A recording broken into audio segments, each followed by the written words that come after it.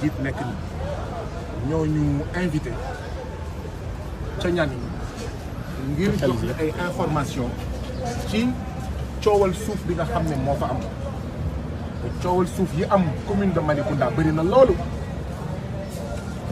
ñu ne ñun waa FRAPP fépp fu ñu askanu Sénégal woowee mission la obligation la pour ñun ñu dem wuyu ci la ñu nangu ne dañuy dem déglu naxar ak méttitu suñu mbokk doomu Sénégal yi dëkk ci Nianing démb nag bii nit yi xamee ne ñun waa FRAPP dañuy ñëw Nianing ba tey ñi nga xam ne ñooy waa mairie bi ñi nga xam ne ñoom ñooy waa APR amuñu jàmm d'abord gendarmerie ñoo njëkk woo ki nga xam ne moom mooy Robert jiite jóg jot na kon ça veut dire que la gendarmerie était au courant xamoon na li xew et ñëpp xam nañ xarañ bi nga xam ne les services de renseignement de la gendarmerie xarañ nañ ko donc xamoon nañ li nar a am ak li war a am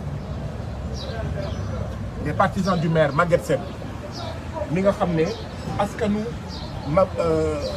askanu Nianing dañ ko tuumal ne délinquant foncier la bandit foncier la voyou foncier la ses partisans depuis démb ñu ñuy menacé naan ñu du ngeen fi ñëw wala bu ngeen fi ñëwee di ngeen gis loo xam ne mosu leen ko gis ñun nag duñu ñoo xam ne dañ ñuy xoxatal moo tax ñun waa FRAPP on a averti ça fait des semaines ça fait des mois ne benn fii la ñu ndaw Ngadiaga foofu nga xam ne fa la am les puits de gaz en feu invité conférence de presse ñu dem fa ba ñibbi sous-préfet de la localité bu Ngadiaga woo ndaw yi ne leen la prochaine fois avant que waa FRAPP ak ñoom Guy Marius Sagna ngeen leen di invité ca Ngadiaga il faut l'autorisation de la sous-préfecture boobu la ñu commencé ak boobu la ñu commencé ne Sénégalais yi am na loo xam ne mu ngi raam ça risque d'être un danger ça commence sur le FRAPP mais ñun ñëpp nous sommes en danger parce que ñun waa FRAPP ay sénégalais lañu bu ñu nekkul sénégalais sax ay africains lañu luy ndeyu ñu ne am na localité ci Sénégal boo xam ne waa FRAPP wala waa Mbour justice wala waa Jóg Jotna wala waa Y'en a marre amuñu fa accès on est allé à Ngadiaga def suñu conférence def ñu invité une deuxième fois gendarmerie di leen di xooxatal ñu ne sénégalais yi moytu leen ndaxte Sénégal mooy réew moo xam ne da ngay ñëw pour déposer lettre préfecture ñu jàpp la léegi nga bëgg a dem dans une localité pour taxawu sa askan ñu bëgg la xooxatal ñu bëgg la torox ñu demoon Médina Wandifa ngeen ko xamee ci turu xëy na croisement Diarouko fàttaliku ngeen li nga xam ne moo fa xew foofu tamit le député maire Malang Seyni Fati askan wa fa nekk tuumal ko ne voyou foncier la délinquant foncier la ay ñooñam ñu taxaw ci buntu dëkk bi ne duñ fa dugg on a réussi à entrer ci biir conférence de presse bi ñuy sànni xeer ba conférence bi muy jeexee gendarme moo ñu mujjee escorté à la fin de notre conférence de presse à Médina Wandifa pour ñu génn dëkk bi ci topp mooy ban bi ci topp xëy na mooy Kafountine tamit ñu dem fa askanu Kafountine invité ñu ndax scandale saytu winu quai de pêche Kafountine scandale mairie mu inventé mu créé ay ticket de trésor ndekete c'était du faux di encaisser xaalisu commerçant yi di encaisser xaalisu nappkat yi ndekete mu ngi ko doon dugal dans sa poche ñu dem fa les partisans du maire bëgg a saboter ñu ne leen fii la ñuy toog du ñu dellu ginnaaw parce que du yéen du monsieur le maire du député du gouvernement du président Macky Sall moo ñu mën a tere wax lu ñuy wax dem fu ñuy dem boobu yëpp nag ñu ngi artu Sénégalais yi naan leen am na luy raam loo xam ne bu ñu moytu bu dee dina métti ba tey donc ça veut dire que nous avions raison tey nag ñëw nañ ñu wàcc sur les lieux di visite hectares yi ñoom waa Jóg Jotna muy la partie digne de Nianing parce que gox boo dem dafay am les citoyens dignes et les citoyens indignes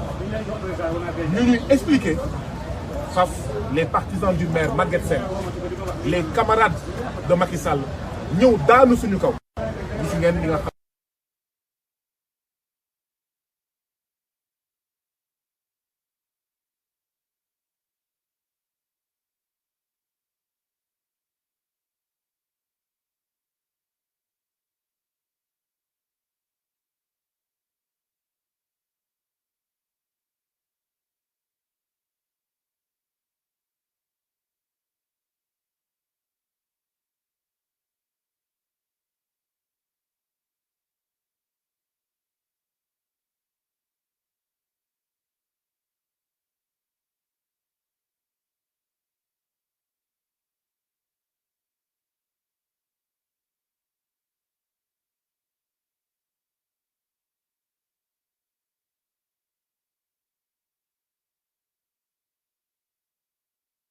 ils ont une surcharge de travail. Ils ont un volume de travail extraordinaire. Ça veut dire que ben gendarme sénégalais mu ngi def liggéeyu ñeenti gendarme ku def loolu xam nga ne mais gendarme du sa noonu ku def loolu mais xam nga ne yaa ngi défendre askanu Sénégal yëpp.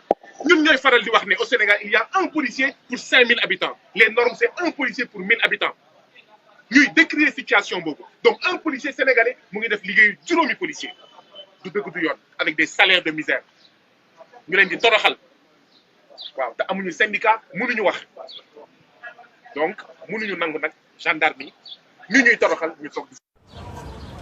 xam nañ ne sax ne affaire bi sa gendarme yi ñoom ñoo laisser faire ñun nag tiit nañ pour ñoom façon yii expliquer radicalisation bu tax ay nit dem toj police dem toj gendarme nañu xoolaat. Les institutions doivent être des institutions pour tous les citoyens sénégalais et pas des institutions pour la famille Faye Sall, pour l'APR, pour Benno Bokk Yaakaar. Monsieur le maire Maguette Sène, maire de la commune de Malicounda, li mu def depuis démb ba ci agression physique, agression verbale, agression psychologique yi mu def ci suñu kaw dafa am lu muy tekki li muy tekki mooy. Monsieur le maire Maguette Sène de Malicounda moom mooy tamit directeur général bu COUD il a des choses à cacher il a des choses à cacher dafa am lu muy nëbb ça veut dire que ah waa jóg jot na mun na am de lu ñuy wax dëgg la ndaxte kat bu dee ñun mat nañ mat boo xam ne bañuñu sax le débat contradictoire ñun mënuñu rencontrer les deux parties en même temps dañuy rencontrer une des parties rencontrer nag waa jóg jot na même balaay ñuy rencontrer waa jóg jot na ñëpp xam nañ ne Sénégal ni mu amee coronavirus noonu la amee corona suuf il y a une épidémie de spoliation foncière il y a une pandémie de spoliation foncière jàngoro bi nga xam ne moo gën a métti ci Sénégal tey mu ngi tudd accaparement des terres maanaam kii moo suufu béykat kii moo suufu sàmmkat kii moo suufu baadoola département Mbour mbir moomu bëri na fa Guéréo Mbour la bokk am na jafe-jafe suuf Ndengler Djilakh am na jafe-jafe suuf Mbour la bokk Balabougou am na jafe-jafe suuf ci Mbour la bokk mais Kignanbour am na jafe-jafe suuf ci Mbour la bokk Nianing am na jafe-jafe suuf ci Mbour la bokk et cetera lim naa Ndengler lim naa Djilakh kon problème am na moo tax nag ñun ñu sol suñu dàll ne duñu seetaan suñu mbokk ñaan ñi ndaxte nag ñun waa FRAPP te jàpp naa ne mooy gis-gisu Mbour Justice mooy gis-gisu Y'en a marre suñu action c'est aussi pour travailler à édifier une nation forte et solide ndaxte lan mooy tabax nation forte et solide mooy bu waa Nianing amee jafe-jafe waa Dakar ñëw waa Casamance ñëw bu waa Casamance amee jafe-jafe waa Fouta ñëw bu waa Fouta amee jafe-jafe waa Kaolack ñëw waa Goudiri ñëw bu boobaa kenn dootul xoolati kii waaso bii la bokk kii diine bi la bokk kii tarixa bii la bokk donc ñun buñ ñu décoré wul kenn waruñu toroxal ñun buñ ñu soutenirul kenn waruñu dóor waaye dama bëgg muy leer l'intimidation ne passera pas ñun duñu ñoo xam ne dañuy xoxatal moo tax nag dañuy annoncé ne fan yii di ñëw dinañ ñëwaat fii ci Nianing ndaxte Nianing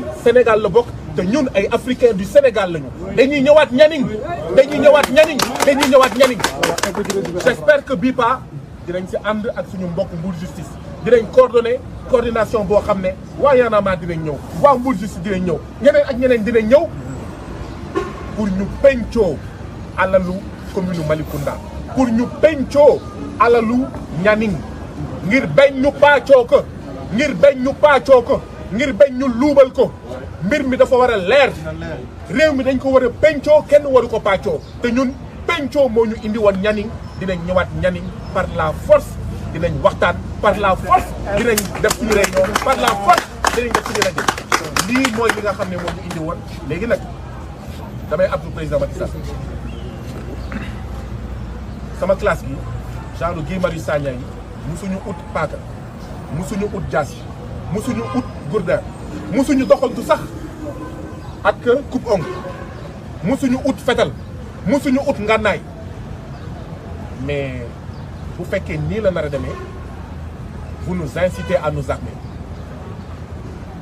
te dinañ ngànnaay ndaxte nag du ñu toog seetaan ñu ñuy def lii police di toog di seetaan gendarmerie di toog di seetaan procureur toog di seetaan yow président nga toog di seetaan lii moo jur première vague ndaxte injustice bi dafa bëri lii moo nar a jur deuxième vague ñun nag li ñu tax a jóg mooy spoliation foncière bi bëri na et on va s'armer monsieur le maire bu Malicounda du ñun ñoo ñëw Malicounda nga yebal say ñoñ pour ñu toroxal ñu yow xanaa doo génn Malicounda xanaa naroo dem commune jàmbur da bëgg muy leer monsieur le maire bu Médina Wandifa ñun ñoo ñëw sa dëkk nga jéem ñu toroxal xanaa yow naroo dem commune jàmbur ça peut aller très loin te ñun jàmm la ñu bëgg ñu ngi interpeller kilifa diine ça peut aller très très loin tey dama dégg ay ndaw yu Malicounda naan ñu dëkku leen fii amu leen lu ngeen fii def c'est extrêmement grave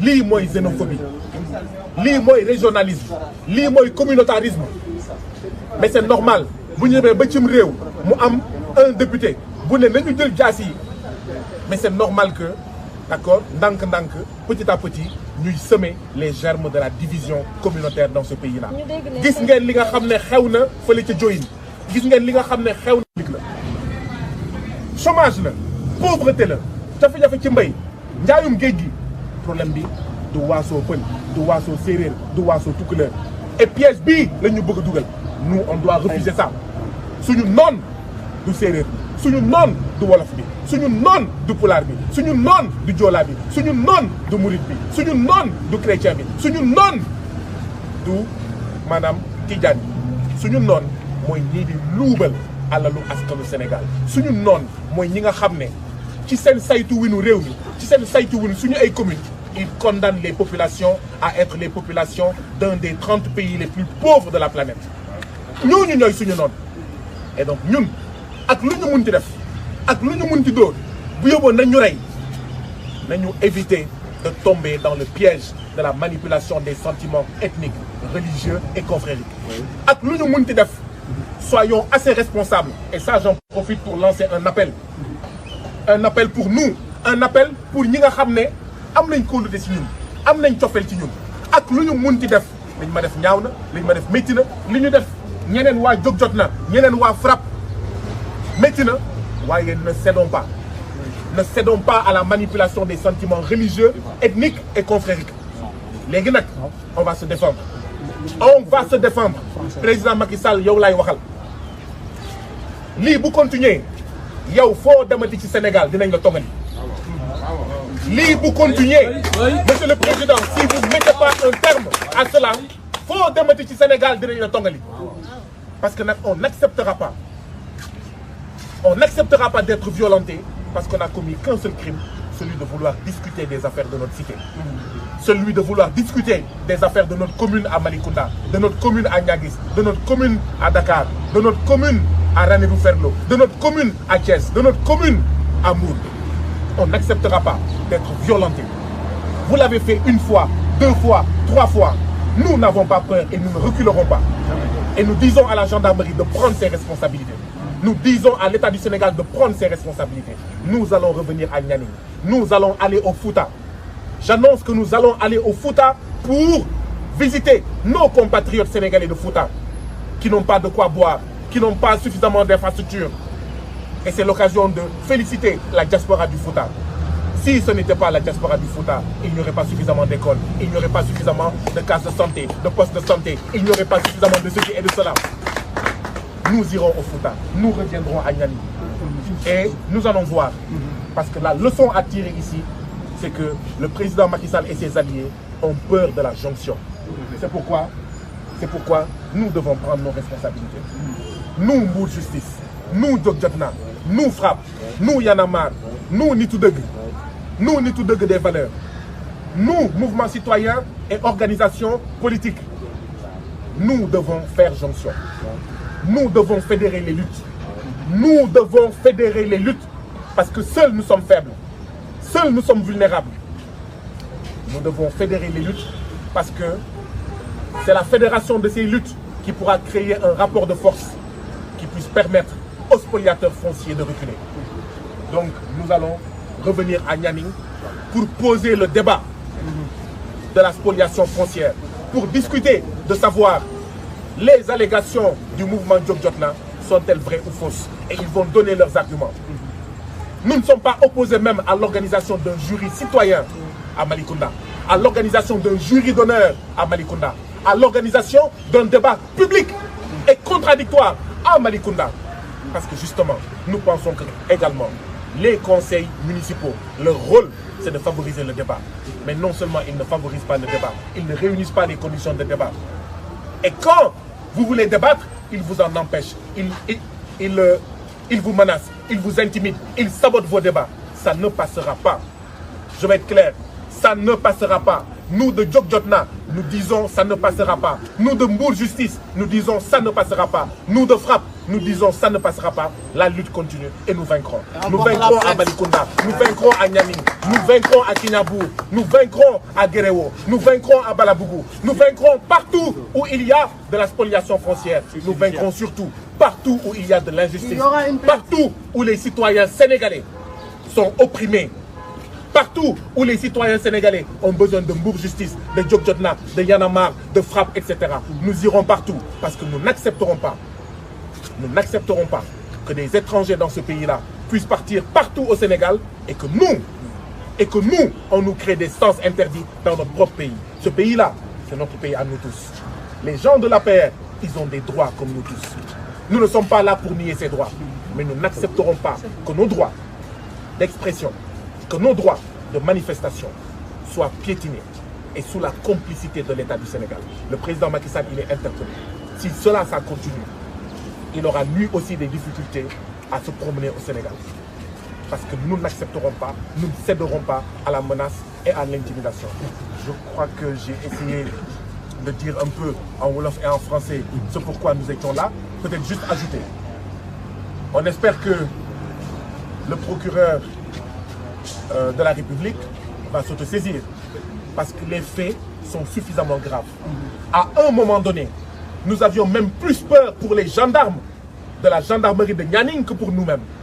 Tellement ces voyous, ces bandits, ces nervis manipulés par le directeur du COUD, le maire de la commune de Malicounda, M. Maguette Sène, qui a même mobilisé des agents du COUD, des gens en provenance de tous les villages du département de Mbour, étaient tellement massés devant la porte de la gendarmerie que nous avions même peur pour les gendarmes. Et nous leur avons dit que cela, ce sont des conditions inacceptables pour nos vaillantes forces de défense et de sécurité, des conditions inacceptables de travail. Et donc, nous espérons que le procureur va s'autosaisir. S'il ne fait pas son job, nous allons porter plainte. Pas pour nous, mais pour que plus aucun autre citoyen sénégalais ne subisse la même chose que nous. Nous allons porter plainte. Et cette plainte, ce n'est pas pour nous venger. Cette plainte, ce n'est pas parce que nous sommes rancuniers. Mais cette plainte, c'est pour dire tout simplement plus jamais ça. Parce que nous ne voulons pas que d'autres citoyens sénégalais subissent la même chose que nous. Plus jamais ça. Dans les jours à venir, nous vous informerons, d'accord, des suites à donner, notamment par rapport à la plainte. Nous vous informerons également de la suite à donner par rapport à notre retour à Nianing. Nous viendrons à Nianing sans Gourdin. Nous reviendrons à Nianing sans Pierre. Nous reviendrons à Nianing sans coupe-coupe. Mais nous espérons que l'État du Sénégal réunira les conditions d'un débat démocratique.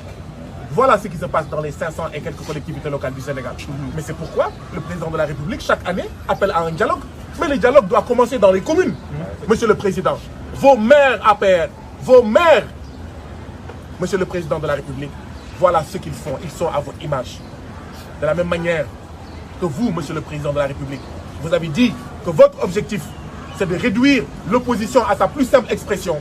Mais vos maires dans les localités veulent réduire les patriotes et braves citoyens de Djok-Jotna, de Mbour Justice, de Y'en a marre, de Frappe et d'ailleurs à leur plus simple expression.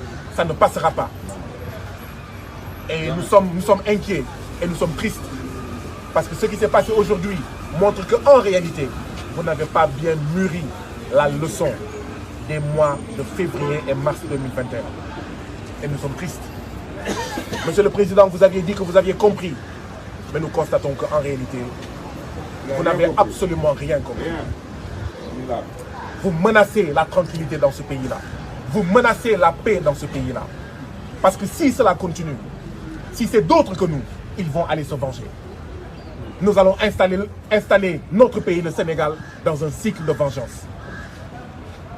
Œil pour œil, dent pour dent, morsure pour morsure, brûlure pour brûlure. Et nous ne voulons pas, nous ne souhaitons pas que le Sénégal sombre dans un système de œil pour œil, dent pour dent, morsure pour morsure.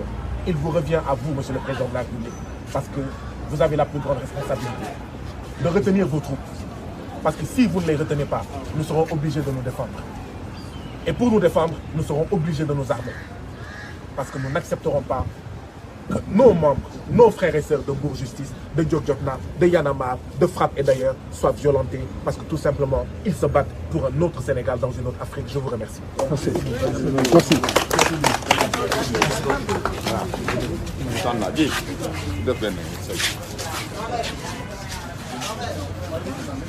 Alors, le camarade Guy, camarade Aziz, qui a également été violenté, a reçu des violents coups. Également le camarade Abbas Tamid. Le camarade Abbas. Sans oublier le coordinateur de Frappe, Mam Ousmane Wade. Il s'est évanoui après un coup qu'il a reçu.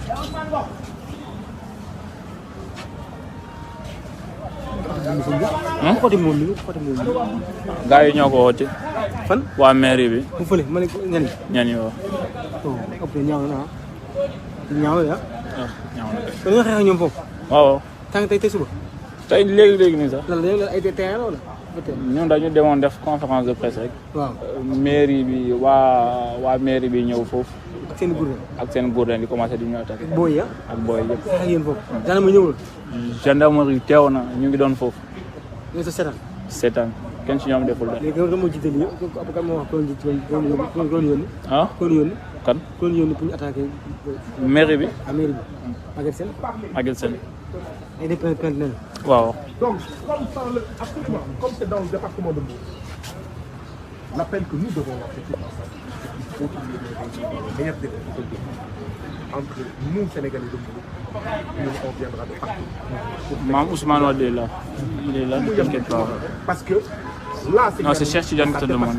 Là, c'est Mbour, mais ça dépasse Mbour. S'ils réussissent à créer un sentiment de peur, d'intimidation dans le département de Mbour, nous sommes tous menacés. C'est pourquoi Filañ ko war a faire. Donc, cette jonction-là, vous n'êtes pas. Voilà. Donc, Amgen, vous avez vos numéros de téléphone. Donc, voilà. Y'en a marre aussi. Absolument. Représentant de Y'en a marre il est là. Naara. Ah, oui, moi le gars. Man démb laa gëj a lekk démb laa gëj a naan te wóoruma. Démb la ñu commencé. Non, c'est de l'école.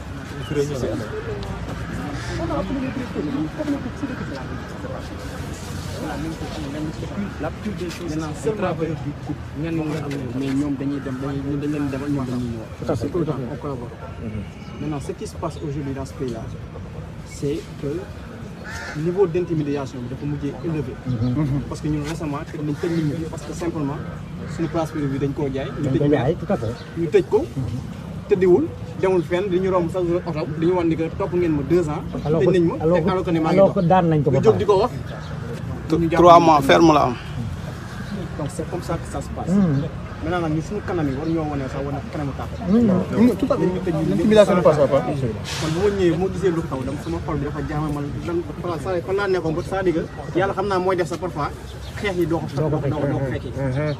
Mais c'est am na ñoo xam ne inacceptable. bu ñu fekkee woon lii tey bakkan dina la. C'est inacceptable. C'est-à-dire que Mbour xaw ma rek mais Mbour fii nii le maire sañul ñun ñu organiser une rencontre mu woo ay nit parce que dañuy rayante boobaa. Tout à fait. C'est dans un lieu privé déjà. Laajul autorisation laajul dara juste un accord avec le propriétaire. lu la neex nga def fa soo neexee musique fa soo neexee fecc fa soo neexee defal lu la neex. Pourquoi léegi ñu ne waxtaan sax du leen ko fa def. am na tax Vous êtes là. dañuy waxtaan nag ñun ñëpp. lu ma ci mën a dolli rek bii d'abord remercier la vraiment fu mu amee wax dëgg fa yàlla xamee wuñ ñoom mais am nañu nit ñi fu ñu jóge ñëw tilimal seen bopp lii am mais pour te rassurer par rapport à ce dossier toog nañu ak Mbour Justice wax nañu ak ñoom expliquer leen ce qu'on fait et depuis lors on continue à collaborer li nga wax nag mooy dëgg à un certain moment jonction dafa baax wolof yaay nee na mbooloo mooy bool te muy dëgg bu ñu booloowee toutes les forces qui sont à Mbour dans le département defe naa ne lu ñuy yëkkati day jóg li fi nekk ci mbirum foncier Mbour am na de waaye suñu zone bii c'est 133 hectares je le dis devant des témoins 133 hectares du domaine de Nianing 70 hectares du club Aljana 80 voilà du club Aljana 100 hectares du ministère de la justice bu mu teg loxoom suñuy maam fan lañ man fa laa jàngee béy 100 hectares boo xamante ne jël nañ ko kenn mënatu ma béy ak leneen ak leneen mënuma toog 145 hectares yi nga xamante ne c'est le seul morceau qui nous reste sur le littoral ak 145 hectares ba nga xamante ne ci carrière la ñoo ngi koy waaj a def cette zone là vie ce qui se passe ici c'est qu'ils sont en train de mettre en place une zone balnéaire qui s'appelle Pointe Sarène day xëcc tey toutes les convoitises la lu jëm ci foncier et sans vergogne les autorités locales collaborent depuis le début fu ñu dem pour le procédé est simple te dañ koy wax ñu jeex le procédé est simple fu ñu dem pour def découpage pour def morcellement c'est d'abord les grandes pontes ñoom la ñu njëkk a sédd les grandes pontes ñoom la ñu njëkk a sédd je le dirai même devant la caméra ñoom la ñu njëkk a sédd di door a ñëw suñuy maam suñuy pap tey lii fi am tey dañoo fier am na ci ñu ma woo ne ma lii bu ñu ko defoon suñu 100 hectares du dem suñu yeneen hectares yi nga xamante ne teg nañ seen loxo nii du dem on a des informations sur ce 18 hectares là ce qu'on voulait dafa yomb on voulait avoir des informations kan nga ko jaay je le dis devant témoin parce que mbir mi lan la woon def nga convention 4 ans waa ji deful foofu dara amul brique bu mu fa teg la loi a dit que 2 ans bu ñu la ko joxee defoo fa dara désaffectation day am affecté nañ ko waa ji defoo fa dara le promoteur a fait la case prison belge bi il a fait la case prison xaru na fi am nay problème ak gars yi daw na dem na du kooku mooy ñëw investir. Le premier, c'était Philippe. Donc, c'était Philippe nous, ce qu'on veut, Bokum. c'est récupérer ces 18 hectares-là, wut un vrai partenaire. Parce que cette zone, c'était une zone de plein emploi. Il y avait 2 hôtels. Le domaine de Nianing, le club Aljana. Si tu ne travailles pas dans l'hôtel, tu avais une activité connexe à l'hôtel. Tu as un auto de yobu. yor nga sa benn cabano di jaay ay aar tout le monde travaillait dans cette zone boo demul géej yaa ngi foofu y avait le plein emploi xale yi ñëw tey ñu ci gën a bëri politique moo leen ci dugal le gain facile moo leen ci dugal mais bu njëkk Nianing xamuloon politique c'est d'autres personnes qui le faisaient mais la zone est tellement appauvrie au jour d'aujourd'hui tellement appauvrie et ils l'ont appauvrie exprès pour mettre en place un bétail électoral suñu yaay ñu ngi leen di solidifier lu ne la ñuy def pour faire un bétail électoral ñun looloo bëgg looloo tax ñu ne 18 hectares yi nañ ko jël ñu ut partenaire def un bon hôtel li ñu commencé liggéeyaat ñu jàppale ñu baarataal bi nga xamante ne tey ci ndogu la ñu nekk kaw xale was jar na ko non jar na ko dem yoonam mu xam ne hôtel la jëndul suuf baarataal foog mu xam ne hôtel la jënd bu doon liggéeyloo des milliers de personnes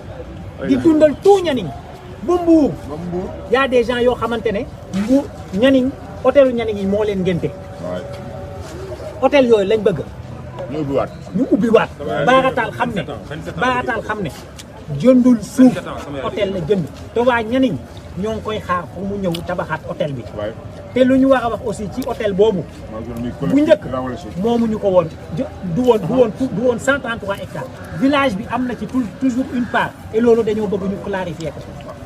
Ok, merci. De la bouche de madame Armane bi nga xam moom hôtel bi wax na devant témoin que am na 12 hectares yoo xamante ne village bi mooy ko moom loolu yëpp dañu bëgg mais pour ne pas waaw